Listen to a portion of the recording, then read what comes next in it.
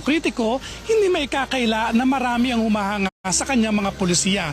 Ang katunayan dito sa Taiwan, isang city council president ang isinama pa si Pangulong Duterte sa kanyang pangangampanya. Si Ren Chi-chen ay tumatakbong city council representative ng Hualien City, isang siyudad sa east coast ng Taiwan na may 230,000 na mamamayan. Aniya, ginamit niya ang larawan sa kanyang campaign ad dahil sa kilala si Presidente Duterte sa pagsusulong ng kampanya kontra iligal na droga. Not only in Taiwan but now around the world, drug abuse is rampant, especially to let the next generation not to have contact with drugs. I am also concerned about the next generation's future. That's why we are spreading anti-drug awareness. We are hoping that our next generation and our citizens could live a drug-free environment. Ayon kay Chen, sa pamamagitan nito ay mas maipapaalam niya sa mga mamamayan ng Taiwan ang masamang idudulot ng ipinagbabawal na gamot sa buhay ng tao. Sang-ayon naman ng ilang Taiwanese sa campaign ad ni Chen at sa war on drugs si Presidente Duterte.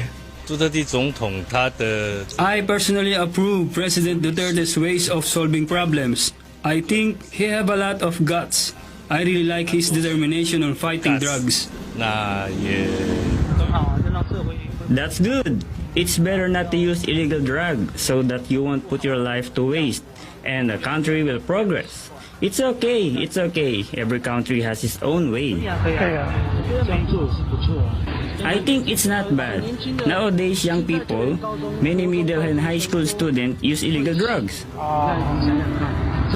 Kung manalo sa darating na local election sa Taiwan sa Nobyembre, ipatutupad ni Chen ang plataforma laban sa pinagbabawal na gamot.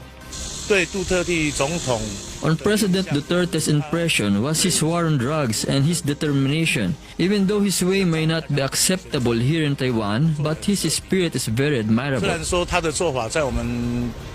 Amiel Pascual, UNTV News and Rescue, Taiwan.